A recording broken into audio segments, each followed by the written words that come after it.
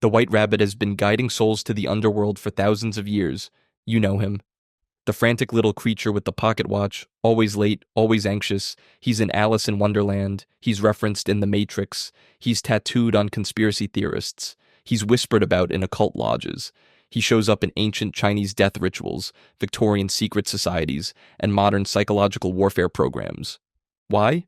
Because the White Rabbit isn't just a character from a kid's book. He's one of the oldest symbols in human consciousness.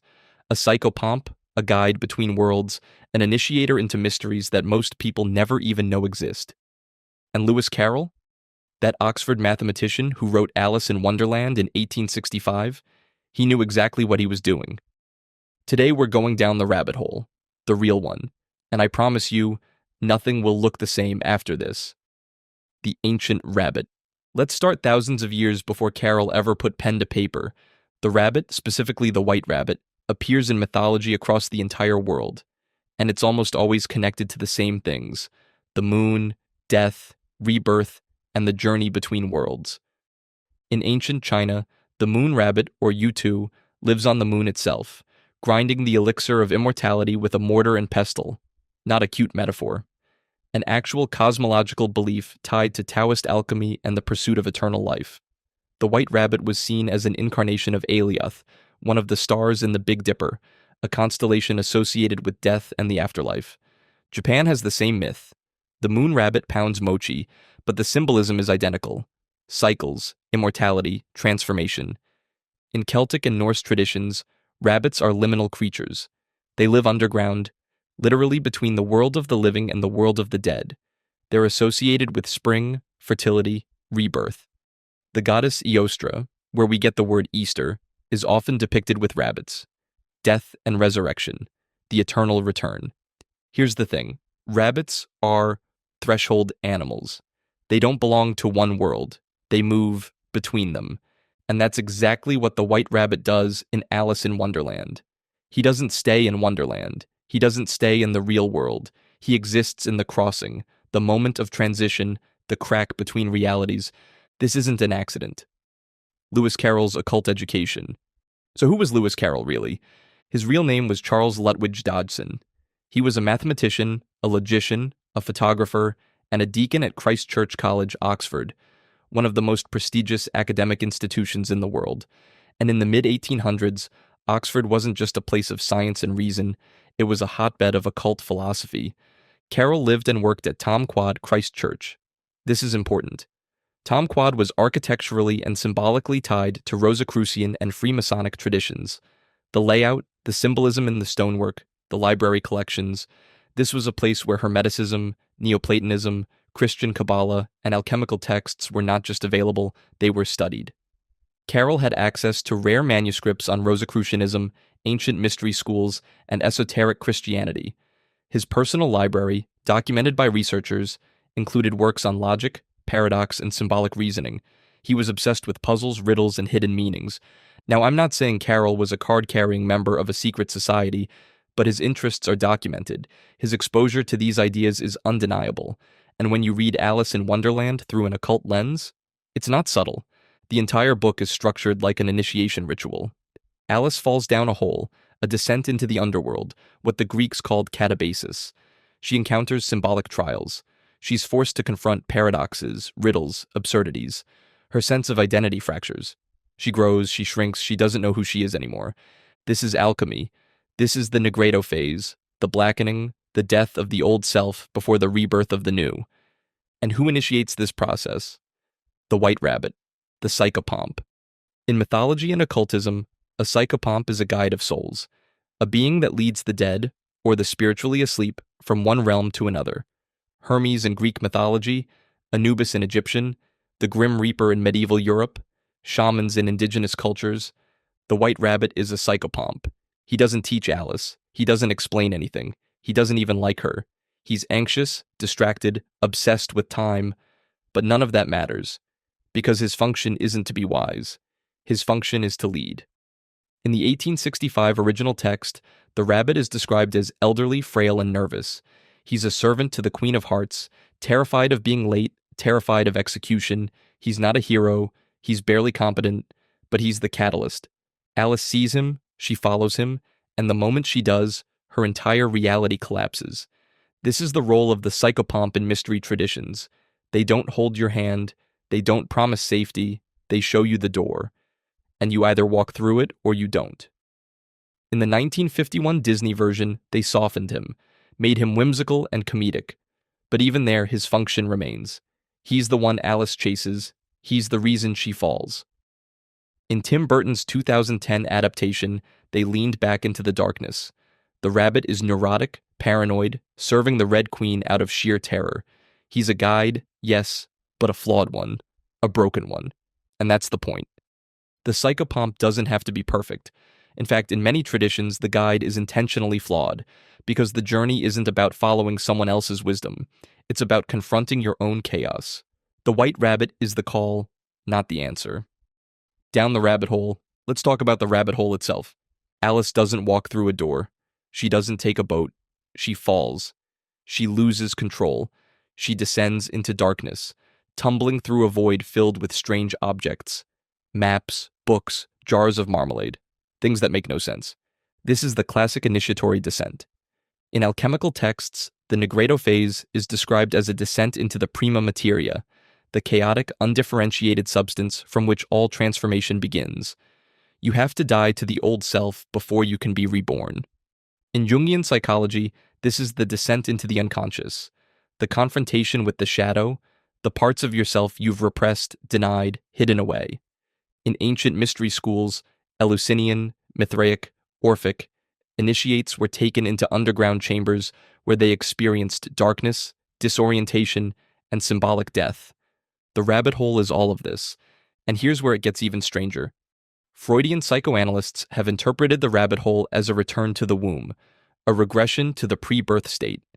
Alice is unborn so she can be born again. In the 1951 Disney film, the fall is playful, dreamlike, but in the 2010 Burton version, it's darker, more visceral.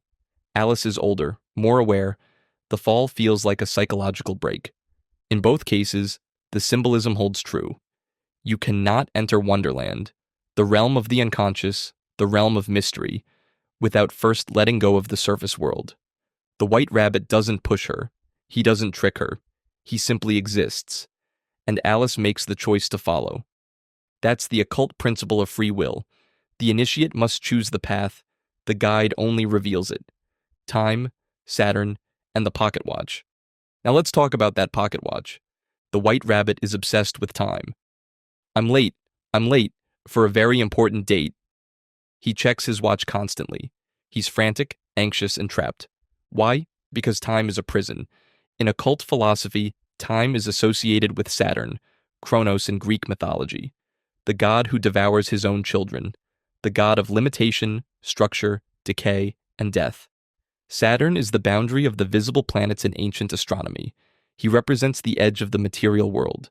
The white rabbit with his pocket watch is a servant of Saturn. He's bound by time, he's a slave to deadlines, to schedules, to the ticking clock. But here's the twist. Wonderland itself exists outside of time. The Mad Hatter's Tea Party is stuck at 6 o'clock forever. Time has stopped. Or rather, time, personified as a character, has abandoned the Hatter because he murdered it by singing off-key. This is Hermetic symbolism. The material world is governed by time. The spiritual world is timeless. The white rabbit is the bridge. He carries the watch, the symbol of temporal bondage, but he leads Alice into a realm where time has no meaning. In the 1951 Disney version, the watch is oversized, comically prominent. In the 2010 Burton film, it's more ornate, more Victorian, more occult in its design. But in both, the message is the same. The rabbit is trapped in time, and by following him, Alice escapes it. This is the alchemical promise, transcendence of the material, freedom from Saturn's chains. The trickster archetype. Carl Jung identified the trickster as one of the fundamental archetypes of the collective unconscious. The trickster is chaos, disruption, the force that breaks the rules, inverts the order, and forces transformation through crisis. Loki, Coyote, Anansi, Hermes, the fool in the tarot. The white rabbit is a trickster. He doesn't intend to lead Alice into Wonderland. He's not trying to help her, he's just trying to get to his appointment. But his very existence, his anxiety, his strangeness, his otherness, disrupts Alice's reality. She's sitting on the riverbank, bored, half asleep, and then she sees a talking rabbit in a waistcoat checking a pocket watch. That's the trickster moment, the glitch in the matrix, the thing that doesn't belong, and once you see it, you can't unsee it. In occult terms, this is the moment of gnosis, the sudden, disruptive realization that reality is not what you thought it was. The White Rabbit doesn't teach Alice this. He embodies it. In the 2010 Burton film, this is made even more explicit. Alice is at a Victorian garden party, about to be proposed to, trapped in social expectations. The rabbit appears, and she runs. She chooses chaos over conformity. That's the trickster's gift. Not wisdom, not safety, freedom. Lunar symbolism and the albedo phase. Let's go back to alchemy for a second. After the negrito, the blackening, the death, comes the albedo, the whitening, the purification. The white rabbit is white for a reason. In alchemical texts, the albedo phase is associated with the moon, with silver, with purification through water and reflection. It's the stage where the initiate begins to see clearly, to separate the pure from the impure. The moon, in occult symbolism, represents the unconscious, the feminine, the hidden, the cyclical. It's the realm of dreams, intuition, and mystery. The white rabbit, as a lunar creature, embodies this. He's not solar, not rational, not clear, not direct. He's mercurial, shifting, elusive. In Chinese mythology, as we mentioned, the white rabbit on the moon grinds the elixir of immortality. In Carroll's Wonderland, the rabbit leads Alice to a place where the normal rules of life and death don't apply. The Cheshire Cat disappears and reappears. The Queen of Hearts orders executions that never happen. Alice herself dies symbolically multiple times, drowning in her own tears, nearly beheaded, losing her sense of self. But she doesn't actually die. Because Wonderland is the albedo, the purified space where transformation happens without literal destruction. The white rabbit, in his whiteness, his lunar association, his connection to ancient fertility and rebirth myths, is the herald of this phase. He's not the transformation itself. He's the announcement that it's beginning. The servant and the queen. Here's something most people miss. The white rabbit is a servant. In the original 1865 text, he's the herald and servant to the Queen of Hearts. He announces her. He fears her. He's terrified of being late because the punishment is execution. Off with his head. The Queen of Hearts represents tyranny, irrationality, ego run amok. She's the shadow side of authority, the cruel mother, the devouring feminine, and the rabbit serves her. Because the psychopomp doesn't choose sides. He exists in service to the process, not to good or evil. In mystery traditions, the guide serves the mystery itself, not the initiate's comfort. The descent into the underworld isn't safe. It's not supposed to be. The white rabbit leads Alice into a world where she could literally lose her head, where madness reigns, where nothing makes sense. That's the point. In the 2010 Burton film, this is amplified. The rabbit serves the Red Queen, the film's version of the Queen of Hearts, a grotesque, tyrannical figure. He's complicit in her cruelty, not because he's evil, but because he's afraid, and that makes him more human, more real. The flawed guide, the anxious messenger, the servant of chaos. He's not a hero, he's a function. The Matrix and modern occultism.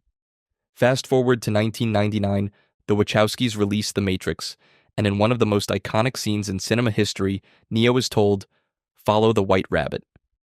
A woman with a white rabbit tattoo appears. Neo follows her to a club. He meets Trinity. His entire reality unravels. Sound familiar? The Wachowskis weren't being subtle. They were directly invoking Carroll's symbolism and the occult tradition behind it. Morpheus even quotes the book directly. I imagine that right now you're feeling a bit like Alice, tumbling down the rabbit hole, and then he offers the red pill. You take the blue pill, the story ends. You wake up in your bed and believe whatever you want to believe. You take the red pill, you stay in Wonderland, and I show you how deep the rabbit hole goes. This is initiation. This is the psychopomp offering the choice, and just like in Carroll's book, Neo doesn't get a safe guide. Morpheus is cryptic, harsh, demanding. The training is brutal. The truth is devastating. Neo chose to follow the white rabbit. After The Matrix, the phrase, Down the rabbit hole exploded in pop culture. Conspiracy theorists use it. Truth seekers use it. It's become shorthand for awakening. For the moment you realize the surface world is a lie, QAnon adopted it. Follow the white rabbit became a rallying cry. Now, I'm not endorsing any of that. But I am pointing out that the symbol has power. It's been activated in the collective unconscious.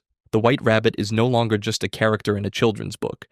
He's an archetype of awakening, of initiation, of the dangerous pursuit of hidden truth, and that's exactly what he always was. Disney's sanitization. Now let's talk about what Disney did. In 1951, Walt Disney released his animated adaptation of Alice in Wonderland. It's colorful, whimsical, musical. The white rabbit is cute, funny, non-threatening, and that's the problem. Disney has a long history of taking dark, occult, psychologically complex fairy tales and turning them into family-friendly entertainment. They did it with Snow White, originally a story about cannibalism and necrophilia. They did it with The Little Mermaid, originally a story about suicide and soul death. And they did it with Alice in Wonderland. The 1951 film removes almost all of the existential dread. The identity crisis is played for laughs. The Queen of Hearts is a joke. The White Rabbit is a comedic side character. But here's the thing. Even Disney couldn't completely erase the symbolism. The rabbit still leads Alice down the hole. The fall still happens. The disorientation, the transformation, the madness, it's all still there, just softened. Because the structure of the story is initiatory. You can't remove that without destroying the story itself. Tim Burton's 2010 version tried to bring some of the darkness back. The White Rabbit is more anxious, more fearful. The Red Queen is genuinely terrifying. Alice is older, more traumatized. But even Burton's version is still a Hollywood film. It has a happy ending, a hero's journey, a clear resolution. The original Carroll text doesn't have that. Alice wakes up, and it's ambiguous whether Wonderland was real or a dream.